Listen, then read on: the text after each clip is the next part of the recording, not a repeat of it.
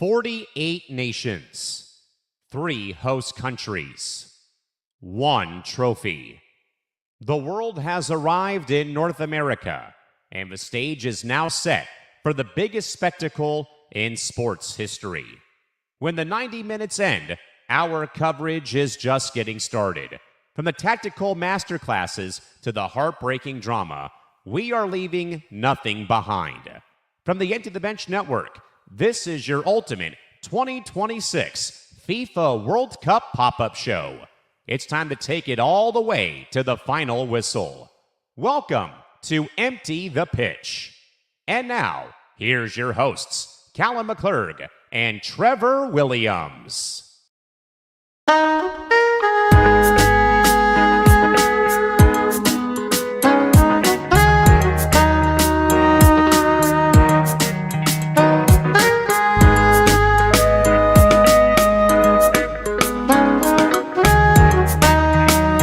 We made it.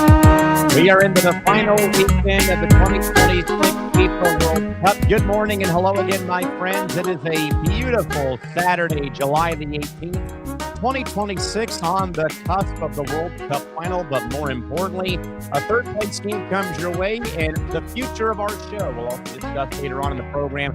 That, of course, is Trevor Williams in Columbus, Ohio. I'm Callan McClurg here in San Diego. Trevor, I can't believe it, man. It's like snap of a finger. We're already here at the very end of the World Cup. It's just hard to fathom, my man. Great to see you. Good morning. How's it going today? Pretty good. I can't believe we're at the end of the World Cup, too. I've been, looking at the calendar days. I'm, saying, wow, we're finally at the end of this Cup. It's been an amazing Cup. Many great stories, many great memories on top of that. But, hey, I'm excited for the next part of our show. And also, the MLS just got underway last night with a couple matches. So if you're still feeling that soccer fever or football fever, make sure you go out and support your local clubs and your local community as well, ladies and gentlemen. A good morning to our good man, Ben Cruz, who writes, hey, guys, can't believe it's over tomorrow. Should be a fun one game. So with that, folks, here's what we got on the docket today. We're going to first break down our schedule for Sunday because we have a very action-packed triple header of coverage for you for the World Cup final here on ETV. We'll talk about that. We'll talk about our long-term future here on the network when it comes to this particular show. This is more of a World Cup pop-up show. We'll have this again next summer, though, for the Women's World Cup in 2027. But also, we're going to try to make this thing work, though, where we can have this program be on almost every weekend, almost, as the EPL comes back, as MLS, again, as Trevor said, resumes play. So I'll have more about that a bit later on, though. We're working on a few ideas.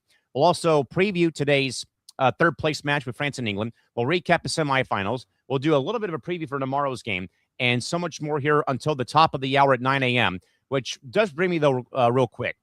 Folks, we do, in fact, move on here. As a reminder, though, follow the show on social media over at Empty the Pitch on Twitter and Instagram. Follow the network on social media over at ETV Network. And more importantly, please like and subscribe over at youtube.com/ETV Network as you get ever so closer to 3,000 watch hours, where, again, we can kind of begin to unlock some very cool features here for ETV. So if you can do us that solid, that would be appreciated. But also, folks, here is what we got for you right now. Tomorrow, of course, will be the FIFA Men's World Cup final. We'll be having, folks, 3 different programs. Now, again, this will all be varied, though, about Trevor's schedule and my schedule, but we will be, folks, having a 1-hour lead-in to the match on Sunday at 11 a.m. Pacific time, 2 p.m. Eastern. Once the game concludes, much like we did for Team USA, we'll have a full instant reaction show to the World Cup final, who lifts up the trophy. Then come back and join us later in the evening on the ETB Lounge at our usual start time at 6 p.m. Pacific time, 9 p.m. Eastern. We'll have a full recap of the game once more early on in the show. Kind of get the panel's thoughts on the game, and then we'll move on to other things involving the sports world. So again, that is what we have right now, folks, planned for Sunday. Again, a lead-in show to the game at 11 a.m. Pacific time.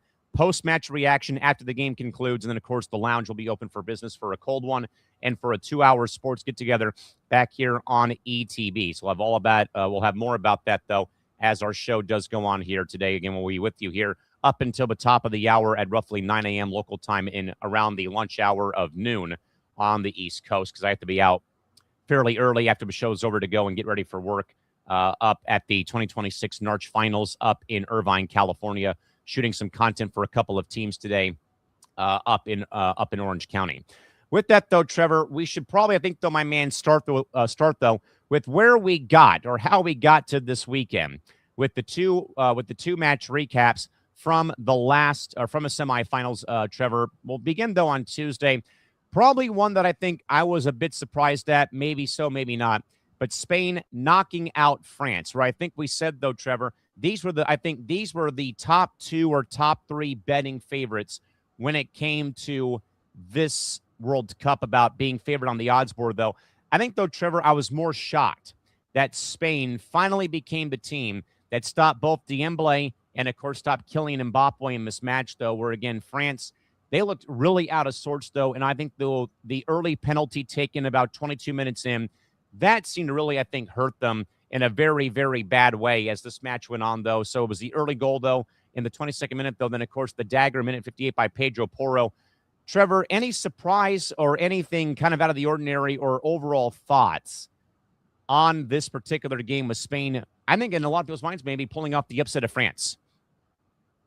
I feel like from what we saw France doing in this World Cup up to this moment, I didn't think they were going to get shut out. I thought they were at least going to get a goal up there, maybe equalize it as best they could. They just had Dembele and Kylian Mbappe on top of that, and they've just been perfect this entire tournament with how much goal production that we've seen from them thus far. But at the same time, I think it was that foul that gave the penalty kick to give Spain that early lead, and that kind of shifted the whole momentum. Like, I looked at that footage of it, and it was just like a bang bang moment where it's just like the leg went up, it clipped Yamal, and then the ref gets the foul up in the air, they get the penalty kick, and then boom, it started just changing the whole dynamic of that game. But then France had to try to find ways to get scores in there, but that Spain has just been so defensive, and we've seen it for them the entire tournament. They've just been a rock solid back defensive team that can score, and when they score, they just clamp down relatively well, but they still keep that pressure and keep on attacking. That from what we've seen in this World Cup. Trevor, I agree. I think a lot of people were of the belief that France won't get shut out. I mean, they're going to at least get one with how much firepower they have, though. But, you know, Trev, I think what we may have mentioned a little bit, though, in the group stage was that Spain defensively seems to clamp down. And I don't know if it's with their goalkeeper of Simone being in goal, but also, though, Trevor, they've allowed 1 goal this whole tournament. I mean, this might be one of the most dominant defensive showings that we've seen over the course of a World Cup stretch like this, where, I mean, it's been virtually impossible for anybody to score against the Spanish defense, which I think, though, is a testament, though, that, and I think I saw this, though, too, Trevor, in that game. It looked like every time France got within the 6-yard or the 18-yard area, they had 3 players crashing the ball. They had everybody back defensively. And I mean, they're making, very much, I think, 50-50 tackles, near that, near the penalty spot or penalty area, I should say, just to knock the ball out of bounds. I mean, and then when they get up, man, I mean, they're fired up, like they're, pounding their chest and they're high-fiving teammates. Trevor, I think, though, a lot of credit, though, has to go to how Spain tactically on defense has just seemed to shut everybody down as this tournament has prolonged over the last 4 weeks. Definitely. I think it's going to be a very key factor into the World Cup final for them. But then the real question is, when they play Argentina, are they going to start parking that bus when they're up on the lead, or are they going to keep pressing that gas to try to extend it and keep applying that pressure to Argentina? Because Argentina, what we saw in their last game, before we go in deeper detail about how they beat England, but it was just like they just kept bringing attackers.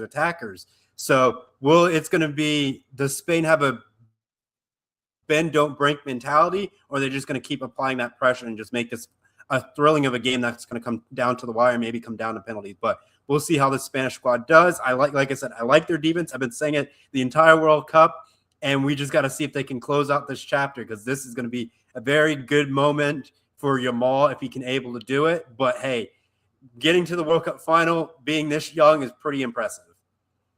So again, Spain over France 2-0 to kick off the recaps of the semifinal matchups from Tuesday.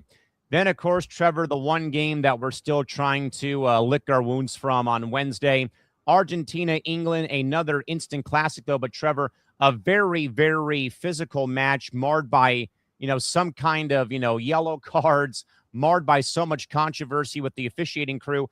England takes the lead early, though, but Trevor, they go into defensive shell mode with still like 35 minutes left to play in the game. Argentina, without Messi scoring, still gets 2 goals, though, in the very brief stretch amount of time. They get the equalizer at the 85th minute mark by Enzo Fernandez, and then Lautaro Martinez at the 90+2 time frame of extra time, or stoppage time, I should say. All that after Anthony Gordon put the English ahead back in minute 55, though. But Trevor, I hate to say it, man, but England has nobody to blame but themselves because of how they defensively shut down and self-destructed, though, by going to a park the bus defensive mode, though, with 30 minutes left, or 35, 40 minutes left to play in the game, though. And he cannot do that against Argentina whatsoever, even if Messi's not scoring goals. I mean, we've seen this the entire World Cup with this Argentina squad. They love playing behind. Like, they want to feel like, oh, no, we're about to lose this match. And out of nowhere, they score 2 goals less than 13 minutes. I would say for the Egypt, it was 3 goals in 13 minutes to get through. But it's just one of those scenarios where it's like you can't give Argentina any time to come back. And you parking that bus, England, that is a coaching decision. They brought 5 defenders back to try to stop Messi on top of that, when you should be attacking Argentina, applying pressure and trying to get more goals. Sure, it might create more, holes in your defense, but at least you're not parking the bus. Like, literally, they got to the point in their formation where Harry Kane was only at the top. They only had 1 striker, that everything else was in defense. They brought in their basically 6-7 foot guy to be in the back wall. And it was just like, what are you doing? You're pulling out your star strikers to be able to win this game. You can't literally just sit back and let Argentina and Messi keep striking goal after goal on your goalie. Like, it's just wear and tear for 30 minutes. Now, maybe if you had like extra time, you had 7 minutes and you're going to try to park the bus in that last 7, that's one thing. But you were doing it 30 minutes, no coaching decision when you have an elite player like Lionel Messi on the field to do that decision. It makes no sense. That, I think, Trevor, is why I think the criticism of Thomas Tuchel, the head coach for England, is so warranted.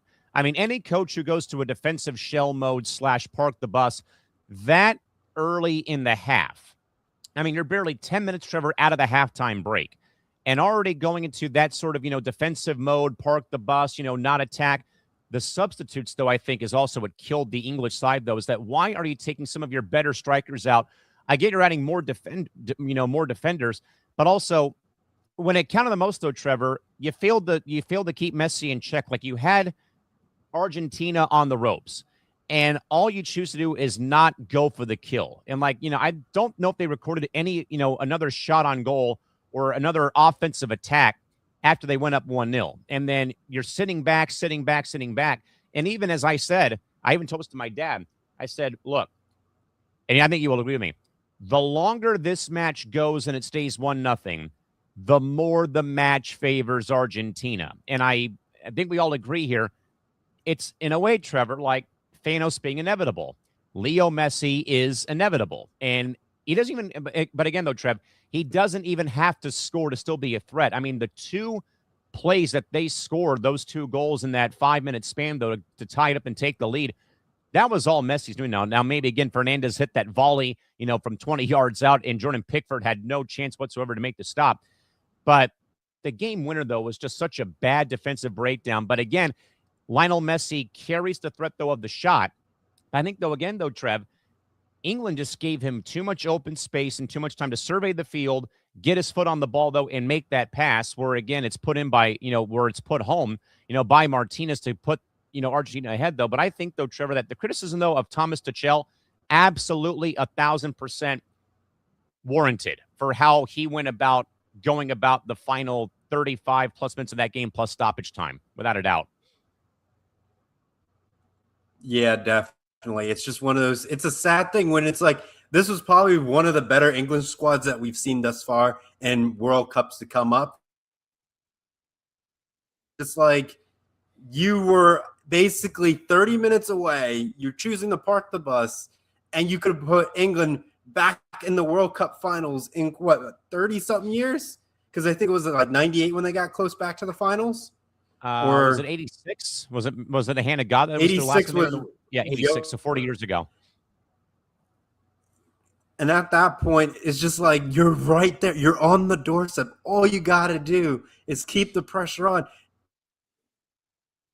Yes, you're going to know that Messi's going to score, but at least you could take it into the golden boot scenario, have extra time, and try to win in that deal with penalties. Like you could afford that kind of matchup, and you knew like, okay, we can give up one goal. We know Messi's going to score, but then we're going to be after that. Sat there and just let time slip away.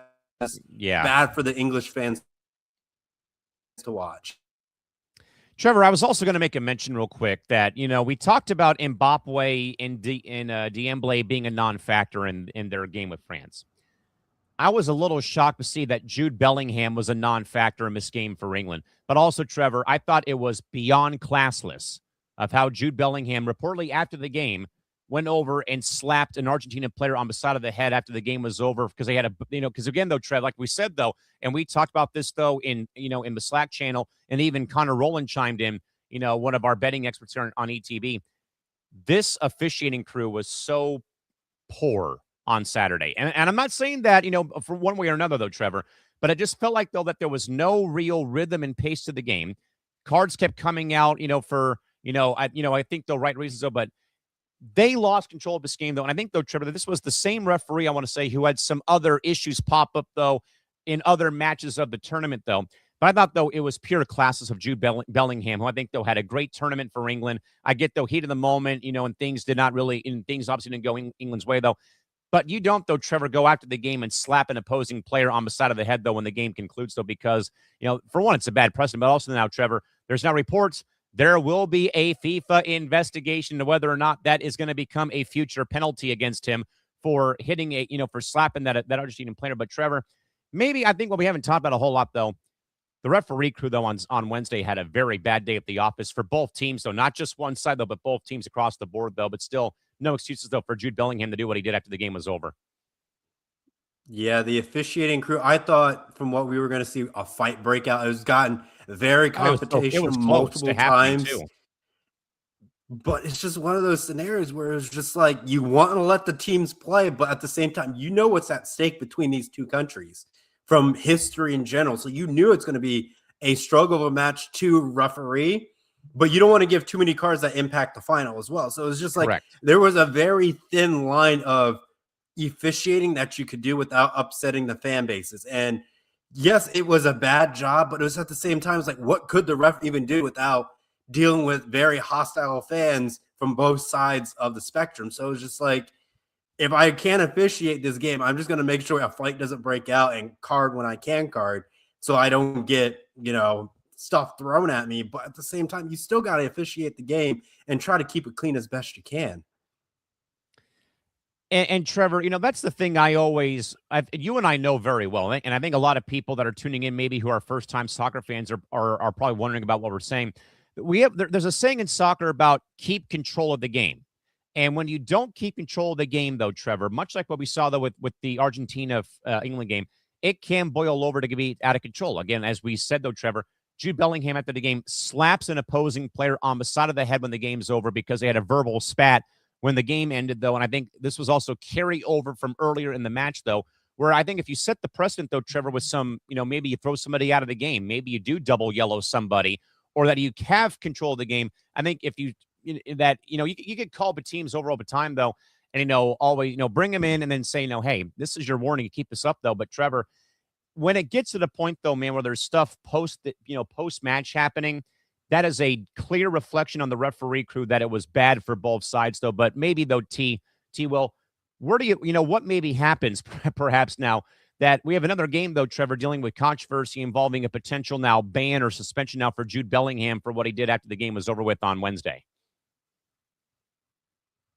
Well, we'll see what happens. I feel like they're just going to let him play out the tournament at this point and just let him go on against France. But he even had a confrontation with Messi, Bellingham, and you see the infamous Messi meme going, okay, type of moment. So now it's basically a famous image that will last the test of time. But it's just one of those scenarios where it's just like, all right, we have this moment. Is FIFA going to step in and penalize, or are they going to let it slide because he's an up-and-coming star? we're going to have a double-edged sword that's going to be played, and the corruption of that FIFA moment will continue to grow from what we've seen in this tournament with controversial stuff and where FIFA has to step in. So we'll see what ends up truly playing out in the next, I would say, few hours. Yeah, and again, folks, the bronze medal game. Do we call it a bronze medal game? I don't even remember. The third place playoff is coming up today at about 5 p.m. Eastern time, 2 o'clock Pacific time, before we get to the final game on Sunday with Argentina taking on Spain for all the marbles coming up on Sunday. With that, folks, the world of pro wrestling and combat sports moves by the hour, but Christy Wilson keeps you right on between the ropes. Join Christy every Saturday coming up later today at 7 o'clock Eastern, 4 p.m. Pacific time for an inside look at the squared circle from executive extensions and streaming shakeups to the forbidden door drama across major promotions. Christy breaks down the title shifts, contract news, and the fallout of every major betrayal, whether on the road to WrestleMania or the latest industry shaking pay-per-view. Christy has the pulse of the industry on lock. Join Christy again later today, folks, at 7 p.m. Eastern, 4 o'clock Pacific time, back here on ETB. Make sure to subscribe to our YouTube channel today at youtube.com/ETB Network. So, again, join Christy Wilson later today for all things WWE, AEW, TNA, you name it, coming up across the board later today here across Empty the Bench. With that in mind, though, Trevor, as things do stand here with the World Cup final again coming up here very shortly, Trevor, I would want to know from your perspective, how do you think, though, that France and Spain, or France and England, I should say, with the game being today, how do you think, though, both these teams, Trevor, go about managing a third place game where, again, you're not playing for the whole thing? Do you maybe let this kind of be like your game where you'd sit all the starters and let all the backups play to kind of see what your future looks like? Or how do you go about maybe, Trevor, managing a roster or a 11 when you're playing now, still in the World Cup, though, but now you're playing for the scraps off the scrap heap and not for the whole thing? Well, the best thing for this scenario is Harry Kane is still in the race for the Golden Boot. Same with Kylian Mbappe. So they can basically still go for that. And they can say, we're not going to have any defense. And we're just going to let these two guys make a great shootout performance to have them rack up 5 goals and make Messi do the impossible in the World Cup final somehow to win the Golden Boot award. So they can do that, and we'll take a 5-5 penalty shootout for France versus England any day of the week. Give us all the chaos, fellas. But I don't think we're going to come down to that from what we end up seeing. Yeah, so, I mean, yes, I agree. You put your backups and see what their future is. But I'd rather have the Golden Boot race on, let your starters play out there, create the best Golden Boot race finish that we've seen to date between these 3 superstars, and we'll just kind of ride from there. Yeah, I think, Trevor, this is a game that I still think you want to trade, or not to trade, that you still want to play this game, like you're still playing for the World Cup. Though I know you're not playing for the World Cup, but still, though, I mean, I also, Trevor, and this might be just from my sports business background and sports media background, I think it would be a little bit of a disservice, though, if Kane, Mbappe, and Dembele don't play, for example, today. And I think that they will, though, for sure, though, with the Spain still a World Cup match, though. But also, Trevor, I mean, France and England, I think that, again, I think I may have said that France, when the tournament began, was like my number 2. So I think I still had Spain winning it all, though, Trevor. But, France, I still think, this was a hell of a run for them, though. I know they really weren't battled. I think though, T. Will, that's the other problem, I think, sometimes a little bit, though, with the World Cup, for example, or even the Olympics. Certain countries like England or France, Argentina, Spain, what have you, they probably don't get that tough game challenge in the group stage or on their way to towards the final. Now, I know that, of course, Spain had that tie with Cape Verde, for example, and France had their stumble bumps, and, England had their stumble bumps. Argentina rallying back late in games, though. But, Trevor, I really wonder, kind of in a way, though, about this game today a little bit, just where things stand right now, is mainly for the fact, though, I think, though, you're right, though, about the Golden Boot race. I wonder, though, if either of these guys gets 1 or 2 goals, though, if they maybe come out of the match, though, maybe early in your mind, what do you think may happen, though, with Mbappe and also with Kane, though, going towards that Golden Boot race, though, knowing, though, that you still have Messi behind you, though, playing on Sunday? Yeah, so that's a very tough scenario. I feel like if one of them gets a hat trick, they're probably going to get subbed out because they're thinking Messi's not going to get a hat trick in the final type of scenario. So it's like, can I get 3 goals and then be subbed out type of scenario? Or you could have a, like I said, crazy scenario where you get 5 goals in a World Cup third place game, set history. No one will probably ever touch that ever again until there's like another Golden Boot race in the next World Cup or World Cups to come. But I agree. I could see them getting their 2 goals and be like, I did the best I can for this Golden Boot race. We're at, 70 minutes left in the game. The game is not going anywhere. I can't get any more shots or shots on goal. Just sub me out so I don't risk injury, so I can get ready for the next season that's coming up for me. Trevor, are you at all surprised, by the way, per Google, that the win prob is really tilted in favor of France by a 51-25 percentage and a 24% chance of extra time, though? Trevor, are you at all maybe shocked, though, that France, at least via Google, is such a overwhelming favorite to win this match, though, for third place? I wouldn't be surprised because, like, we've seen them, like I said, been dominant this whole tournament. They went up against Norway and they kind of beat Norway down. And England played against Norway and we saw what that looked like. So, some moments here and there. So, that's probably why it's an edge of France because of that one match. Is the easiest common denominator because they both played a common country. So, that makes, I would say, a fair take on it, honestly. So again, folks, France and England will kick off today for the third place playoff match at 5 p.m. Eastern, 2 p.m. Pacific time from Miami Stadium on the road to the World Cup final on Sunday. That is coming up again at 12 noon Pacific time, 3 p.m. Eastern, with Spain and Argentina playing for all the marbles to crown the World Cup champs, and Argentina trying to go back-to-back here, coming up here very, very soon on Sunday. With that, though, Trevor, in mind, at this rate. I really, though, Trevor, want to kind of get, though, and let's get, though, to a bit of a World Cup preview. Again, folks, as a reminder, again, we'll have a full day of coverage for you folks. They'll beginning at 11 a.m. Pacific time tomorrow morning here on Sundays. We already said, though. But Trevor, again, Spain and Argentina playing for all the marbles from East Rutherford, New Jersey. Trevor, this one is actually shocking. Spain has a 42% chance of winning this match. 31% chance extra time, 27% Argentina. Trevor, this one shocks me a bit, though, but I also wonder, though, if that for the simple fact, though, of Argentina having all of these late match rallies, will that finally catch up to them, though, on Sunday? But, Trevor, your thoughts on this match, though? And, by the way, talk about amazing. Yamal, Messi, World Cup final. Holy cow. It's a storybook script from what we've gotten so far, from the baby picture during the charity for Lionel Messi to now facing his idol. Basically, what? I'm trying to see what that picture was taken in 07. It's 2016. You get the math, people. We're not here to break down math and numbers, but you get the idea of how far this has come for this moment in time. It's like, I want to win a World Cup final. And the only way for you to do it is to beat your idol. And that is like a storybook script. It's like sometimes you never want to meet your heroes. And this is probably one of those best scenarios where it's like you don't want to meet your hero on one of your own personal journeys to win the Holy Grail. And at the end of the goal line or at the end, it is the GOAT himself stopping you from getting that one dream that you dreamed of since you were a young boy. Man, I mean, the contrasting of styles, the way that Spain, as we said, though, has played defensively, the way that Argentina has rallied back throughout the course of these last couple of matches to be able to win, at the, at the death over the course of the last several,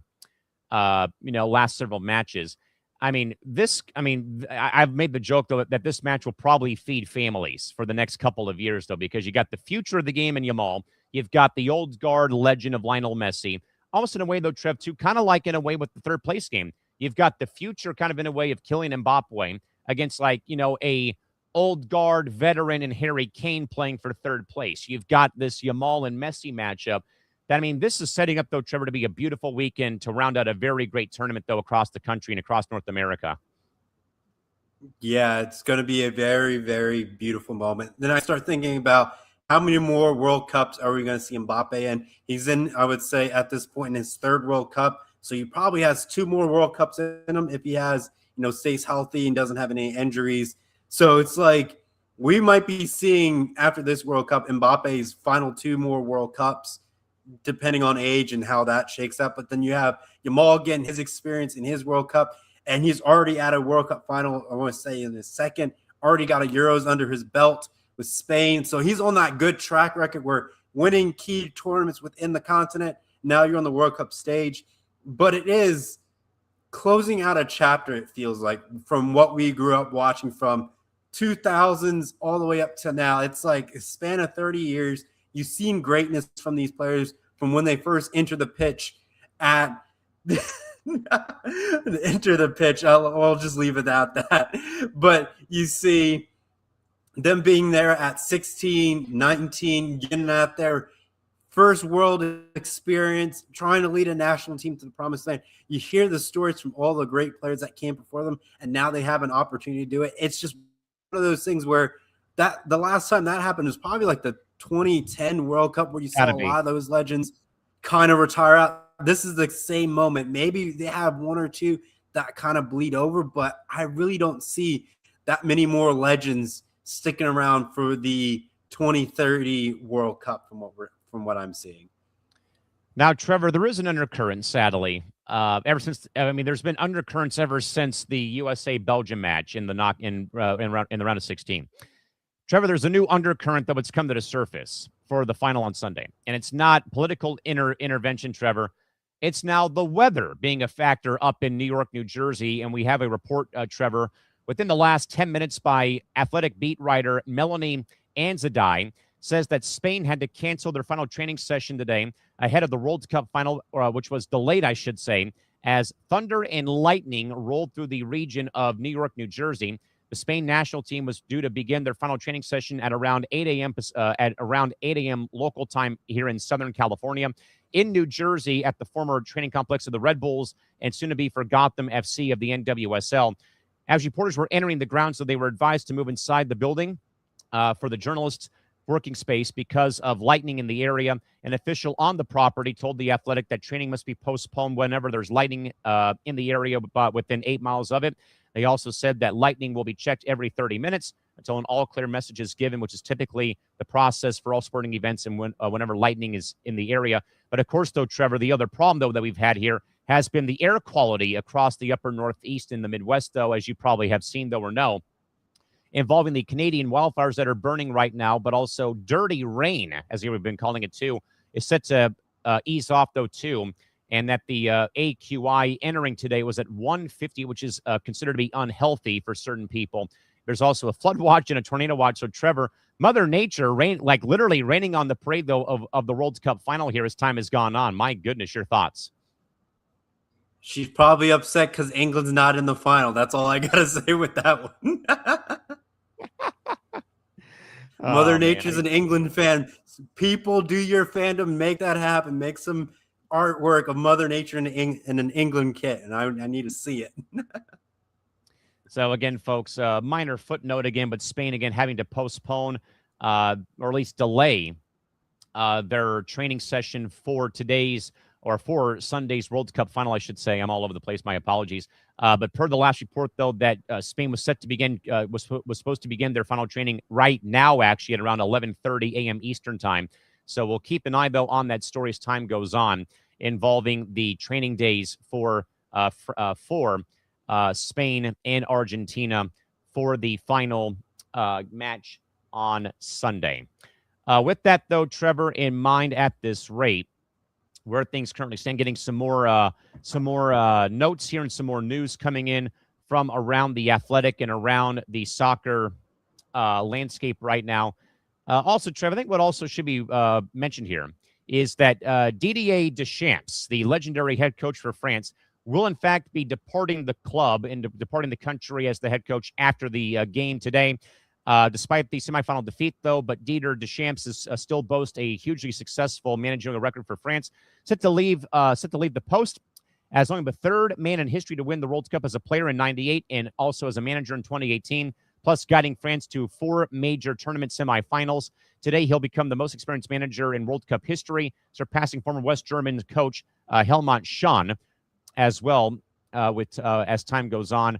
I mean, Trevor, Deschamps has been, one of the best, I think one of the, best coaches out there. And I think though as well, though, Trev, it's tough, though, I think, with the World Cup, too, that it's a lot like Black Monday in the NFL, for example, after almost every match. I mean, we've seen a lot of coaches, Trevor, in this cycle be thrown out after the tournament's end, though. But, Trevor, this is obviously different, though. We're going to say retirement, though, more than this, though. But I think, though, T-Will, your thoughts, though, have you been shocked, though, this World Cup cycle about the amount of coaches shown the door after their team bows out of the tournament this year, maybe more than in the past? I think it's been a lot worse this year than in the past.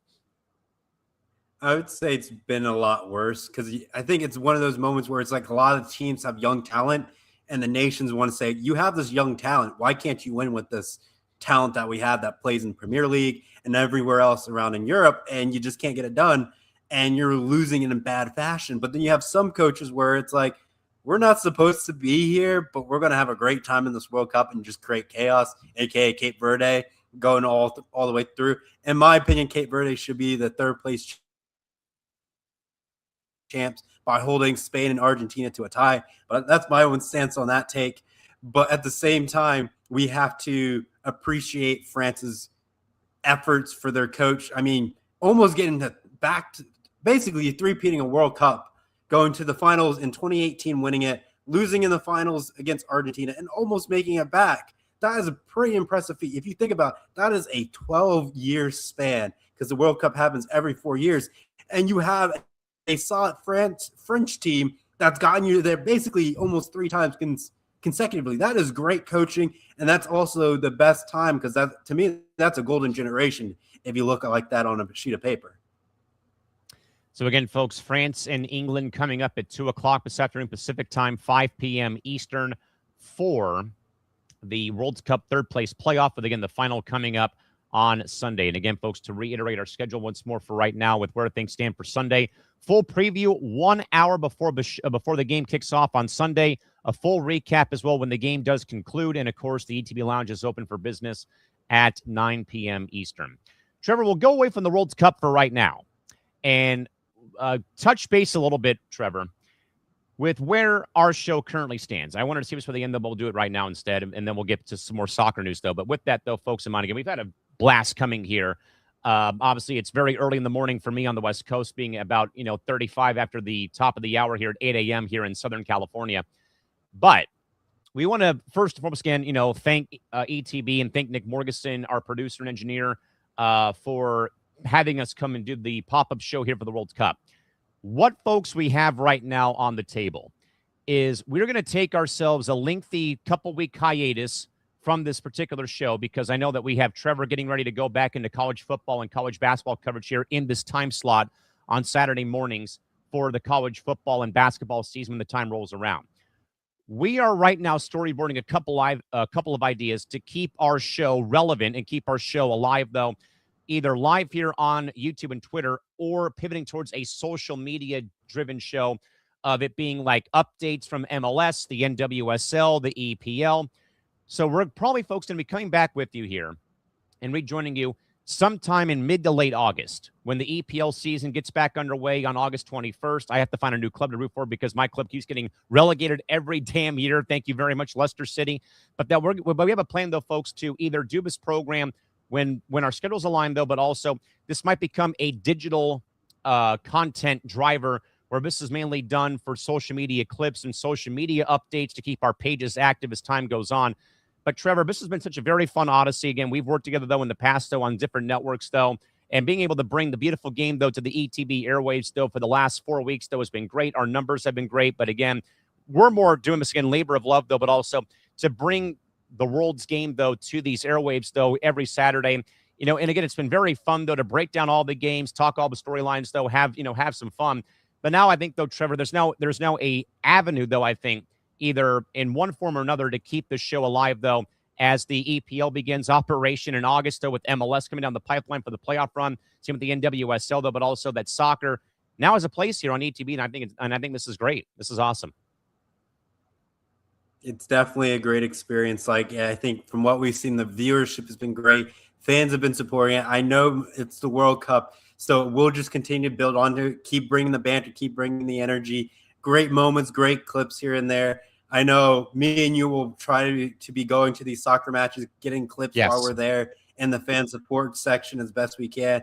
I purchased tickets to the crew match on July 22nd, so I'll be there making sure I get some photos and pictures so we can upload to our social media page, tag the crew, get some more followers coming into our page. So we have strategies to really make this going. And I know there's other grassroots leagues within our two respective cities to really bring in the soccer content and really just be there to support. And hopefully these clubs will latch onto us and give us some promotions and some love so we can be maybe field side, interview some players maybe, and just see where this kind of goes for this show as well as ETB in general. And Trevor, that's been the beauty about San Diego FC. And by the way, folks, Trevor and I got to go to a match here in San Diego back in early March. Trevor was in town for a work conference, and it happened to work out that SDFC played St. Louis at home on a Sunday night. So I said, hey, I'll get you a ticket, wear the football, because we actually gave out a American football jersey for the game that Trevor came to. But say, hey, I got you a scarf that he can wear for the game. So Trevor and I were in the supporters section here at Snapdragon Stadium, though, and had a great time. Watched SDFC beat St. Louis 2-0. So, but also, Trevor, I think, though, the other cool thing that SDFC has done, though, they actually have a page on their website where if you are a content creator, you can actually submit a form and say, hey, I work for this publication, I work for this sort of thing. And I actually put that in, believe it or not, Trev, for all the World Cup viewing parties. But I didn't have time to get down to them, though, because they were down at the beachfront, though, and what have you. But, they had San Diego was always like top 5, top 10, though. But that is something, though, that I will be doing, though, eventually, is to submit one of those forms where, again, you could be pitch side for a match, whatever, and be able to do that sort of thing, though. But that, believe us, folks, we want to keep the show going, and we will be, though. It may have to be, though, in a different capacity, because, again, we are right now occupying Trevor's off-season time slot right now for Gridiron Gridlock and Hardwood Game Day when college athletics comes back around, though, here in a couple of weeks for the football and the basketball seasons. But, again, we've had a great time being here, though. I also wanted to applaud Johnny Montalbano and Nick DiMartino for the very nice shout-out on Thursday when Johnny said, we may have to wait for Callan and Trevor to recap these two games and preview the final this weekend, because they were trying to, talk about the Spain-Argentina match, though. And we're like, we're not going to overstep our boundary, but we'll let the two guys handle it, though. But again, we've had a great time being here, folks. So again, keep your eyes peeled, though, on our social channels, on the network channels, though, because again, we're going to be around those still, but it might be in a smaller role, though, as Trevor said, though, in a way of like, doing more content from matches that we'll be at. Again, I won't be at a match, though, till I think late August because of work and stuff like that. There is, though, a couple of intriguing matches, though, where SDFC will play Tijuana, which is the team south of us in Liga MX, for a Leagues Cup match in early August. So there's a lot of great stuff that we have planned right now. We're trying to, again, though, find the right pivot, though, about being live on here or just doing more of driving content via the IG and Twitter accounts. But again, we'll have more about that, though, as time comes after we have ourselves a bit of a chance to catch our breath when the tournament does, in fact, end. Trevor, with that in mind, let's move on, though. And we'll actually, though, Will, talk a bit, though, about MLS coming back finally. They did return, though, after a lengthy hiatus. Trevor, the match is back on Thursday, a 0-0 draw between Montreal and Toronto. St. Louis wins over KC 3-2, and then the Portland Timbers, Trevor, went to Lumen Field and clobbered the Seattle Sounders 5-1. Then on Friday, Nashville squeaked out a 1-0 win over Atlanta. And then, Trevor, I mean, this rivalry is becoming, Trevor, more and more one-sided, one-sided, it feels like, if you ask me. LAFC went to Carson and beat the crap out of the Galaxy 3-0. From Dignity Health Sports Park. So, Trevor, the first games back, though, for Major League Soccer.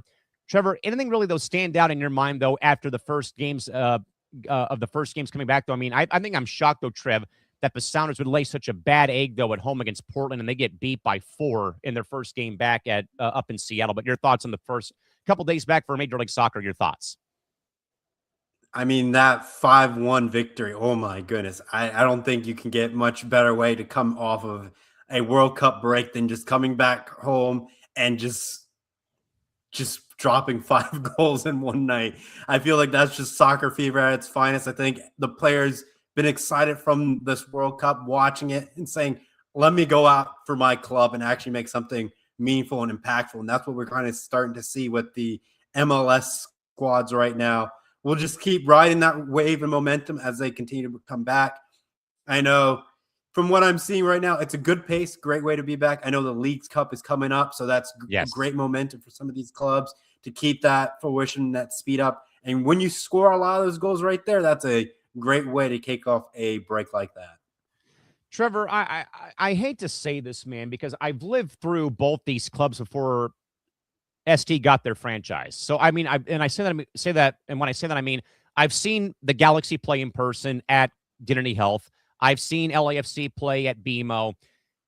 It feels like, though, Trevor, ever since 2022, I'd say, that this derby has just become more and more LAFC just beating down the Galaxy every match. And I watched this game on Friday night, and it was like same old story. I mean, the Galaxy don't have much offensive firepower, and LAFC, man, between Son and Boyenga, I mean, who out there right now in the West is going to stop them if you're not named Vancouver?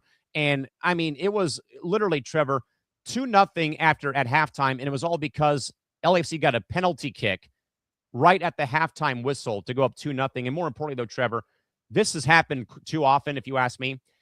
The traveling visiting supporters, Trevor, for LAFC have been louder than Galaxy supporters once again. And I actually, Trevor, saw this happen when SDFC went to their first ever game and played their first ever game in Carson last February. I was at the first ever game.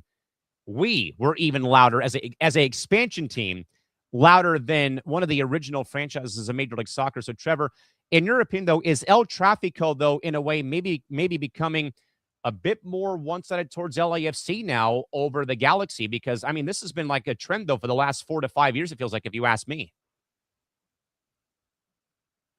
It's very tough because, like you said, original member and all that stuff with the Galaxy, but it's just like they're kind of stuck with a rebuild, but that just hasn't really gone well. And it's just like, what do they need a jumpstart to bring them back to their glory days? But it's just tough when you just can't get the right pieces together and get them in that traction. We'll see how they end up turning around the second half of the season. I know there's not much going for them at stake, but at the same time, string a couple wins, build some morale up. But I think it's just one of those things. They just might need a star player that comes through and boosts things up for them in general. And Trevor, that's been the problem with the Galaxy dating back to their last MLS Cup victory 2 years ago.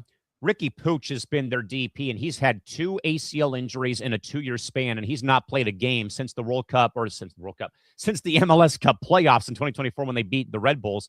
But also, Trevor, I'm looking, though, at the all-time series. That win last night on Friday by LAFC, both teams have won 10 matches of the 27 games that they played. So really now, Trevor, it's become neck and neck. And I think, though, that derby now favors LAFC more than ever because you got Boyenga and you have Son. Who does, the Galaxy don't have anybody worth noting because they've had so many injury problems. And with Ricky Pooch being out again, and they have not, I think, Trevor, they've not gone the right way about trying to fill a void, the void of having that DP. Like, you don't have a Beckham, a Donovan, a Keane, or a Mike McGee that people can put their arms around because that guy has been injured, Ricky Pooch, that is. And again, when you're getting beat, though, Trev, 3-0 at home in front of your fans and letting the opposing team's fan base come and take over your stadium, that's awful for a club like the Galaxy. It is an awful feeling. Awful feeling across the board. It's not clean or pretty. I mean, right now, if you look at their points, they're only 4 points back. So it's really, 2 games really to get back in the hunt. But at the same time, it's just when your record is 5-5-5, you're just middle of the road, not really you're an too average much team. Action from average team at best, and just scrapping your way through. Nothing wrong with scrapping your way through, but you got to give something for your fans to cheer, get excited about. I mean, do what you can, but at the same time, you're in the middle of the West at its finest right now. I would say bottom half more than anything else.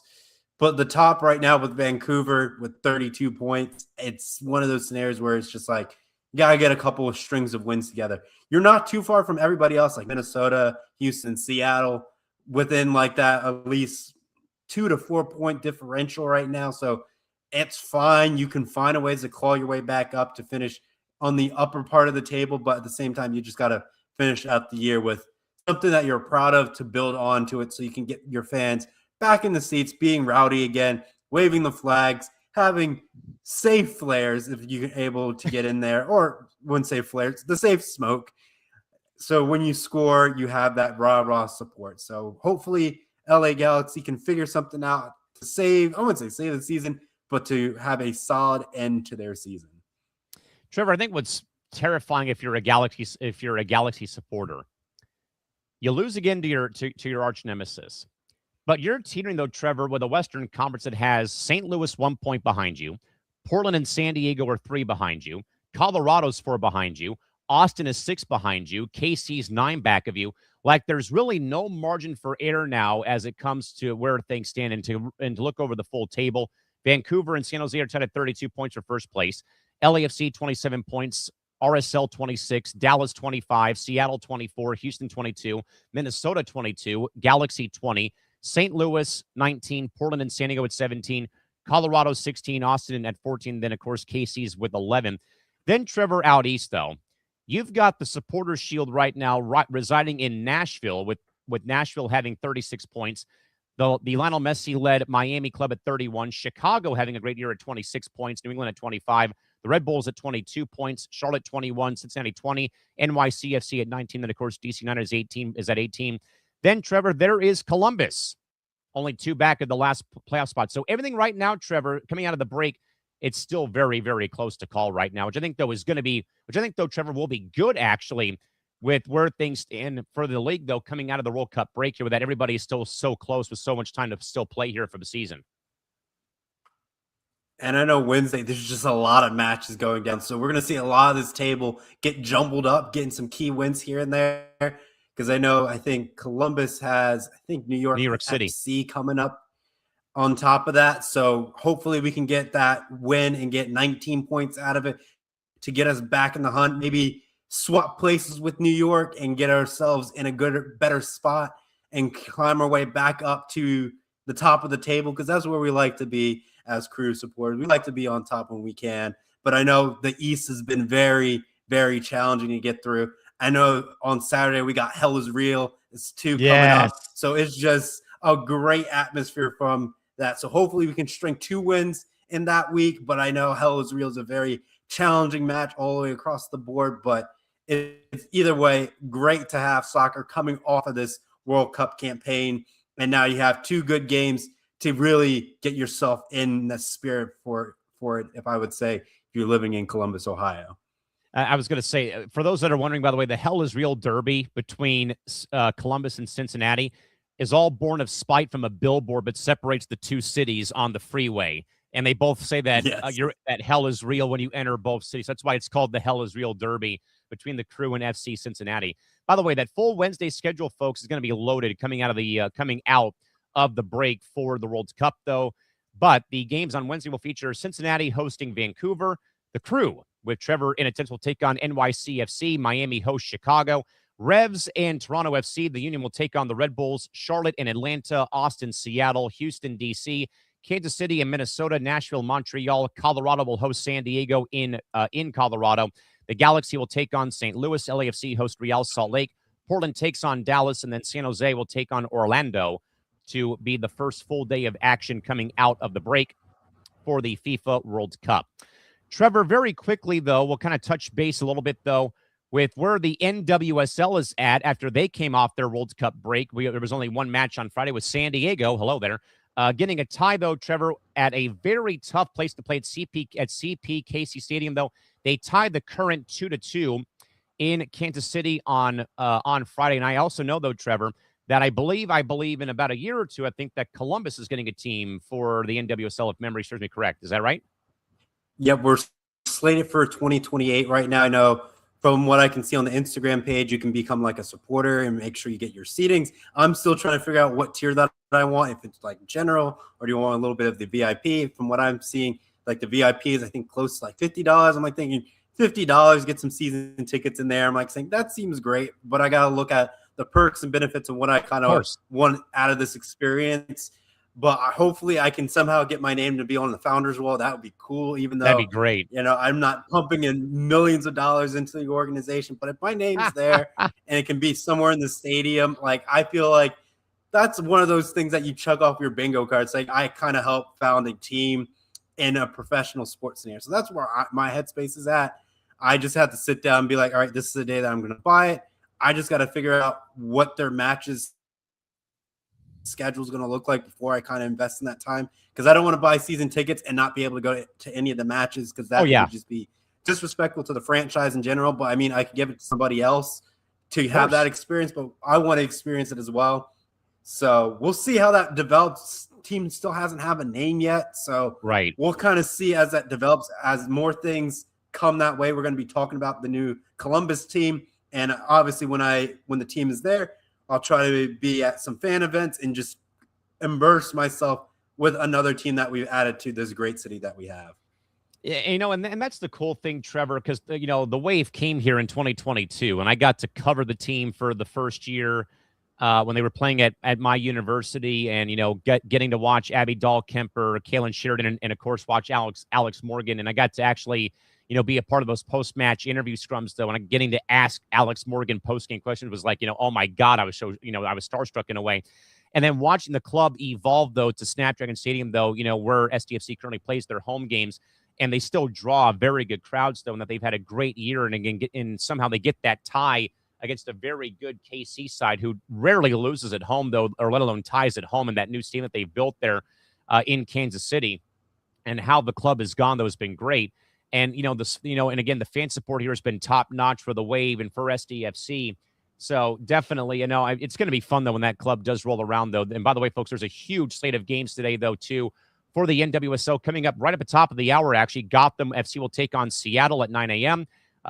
West Coast time. Denver will host Portland. Bay FC hosts North Carolina. Chicago takes on Angel City FC, while Racing Louisville takes on Houston. And Utah will take on Marta and Orlando to round out the day of coverage for the NWSL for this full day, or this full Saturday, I should say, with where time goes on here. So certainly doing all the best that we can to cover the ins and outs of the World Cup, and of course Major League Soccer and the National Women's Soccer League, where again just one game on Friday and then one game on Sunday, with Boston hosting Washington to round out this week of action in the National Women's Soccer League across the country, where, again, San Diego's still on top of the table with 9 wins, 5 losses, and 2 draws, and 29 points, with the Spirit, Thorns, and Gotham right behind them, 2 points back of first place in the National Women's Soccer League at this point in time.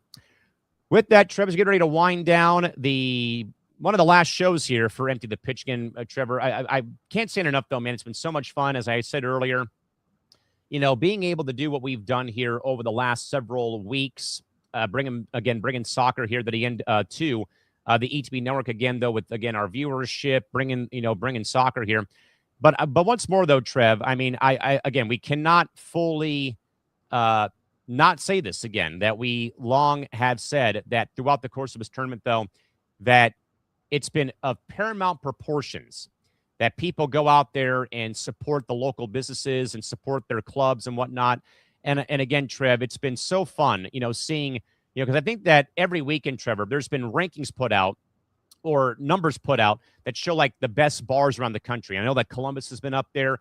San Diego's been up there, though, too.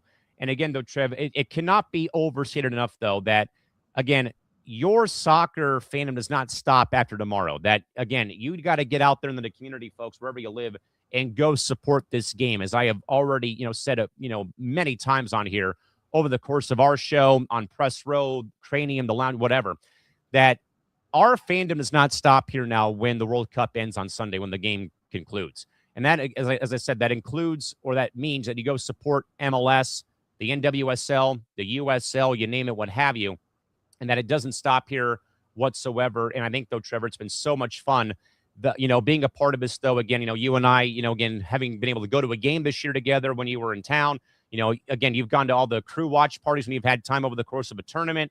I was, doing a bunch of things, though. But again, absolutely phenomenal stuff, though. And it's been so much fun, though, to be a part of this vehicle, though, to really, again, bring soccer to the forefront here and really introduce our audience to the beautiful game here for the last 4.5 weeks, though. It's been phenomenal. It's been a thrill. Like I said, continue to support the local businesses, support your local bars. Be responsible when you go out to those places. Don't be too rowdy where you get yourself kicked out. We want you to continue to support those businesses. So be smart when you drink. Know your limits. Have a good time. And also, like I said, go out, support your local club. Whatever club it is, even though it may not be the MLS teams that we have or the MLS teams as well. But just go out there, even if it's like a smaller league, just be there and support. Maybe the ticket's $12, but it might be a great, Thursday night out and just like, hey, I just want to see what's going on. It may not have the same environment as the bigger clubs and all that stuff, but it's showing your club support, because maybe if that club does well, they might find ways to move up to bigger leagues, to get a bigger stadium and just continue to expand that for that community. I know a lot of major cities probably do have a professional team to some level where you can go out and watch.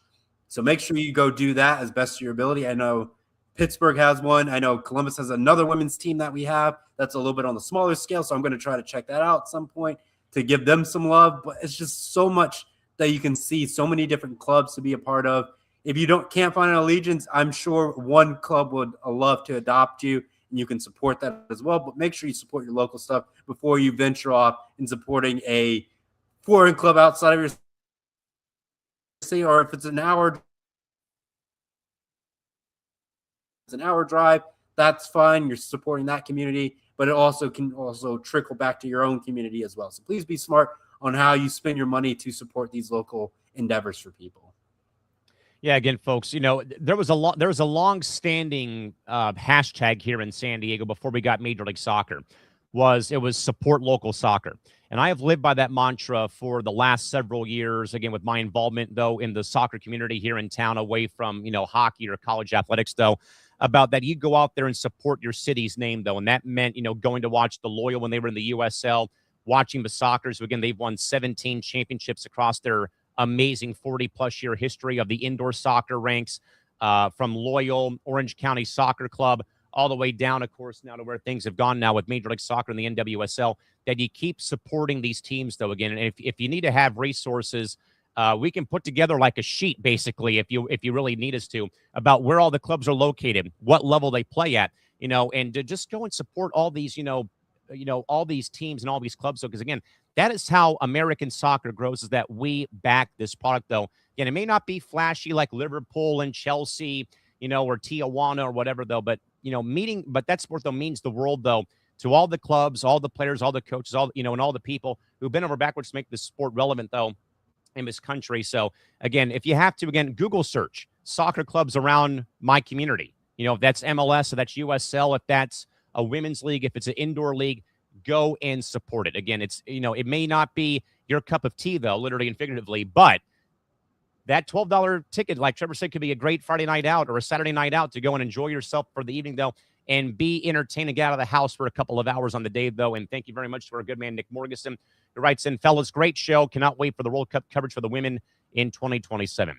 With that, folks, we're going to get out of here for the day, though. Again, as a reminder, once more, my friends, coming up on Sunday, a full day of World Cup final coverage beginning at 11 a.m. Pacific time tomorrow morning to lead you in to the World Cup final from New York, New Jersey. We'll have a post-match reaction show when the game does conclude. And again, full recap, too, inside the ETB Lounge, though, too, at 9 p.m. Eastern. So, again, a full day of coverage.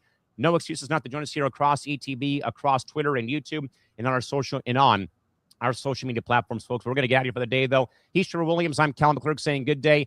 Enjoy the remainder of the World Cup. We'll see you back here on Sunday for a full slate of coverage beginning at 11 a.m. local time out here on the West Coast before we get to the World Cup final from New York, New Jersey. Telling folks have a great day and a great weekend. Catch you tomorrow. Bye-bye.